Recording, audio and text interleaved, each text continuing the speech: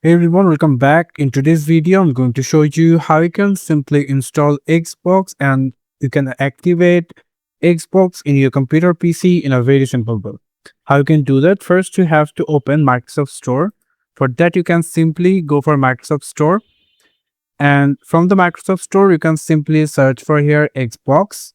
If you get the Xbox app over here, you can simply click on it and simply click install.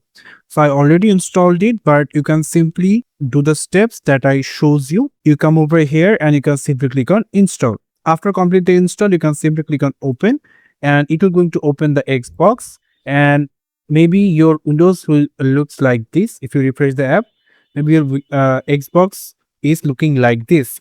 After that, you can see you have to come over into here the your sign in profile name. So if you click on that, then you have to look for settings. After clicking on settings, you're going to get an option called redeem a code. So if you click on the redeem code, it will going to ask you for the redeem code.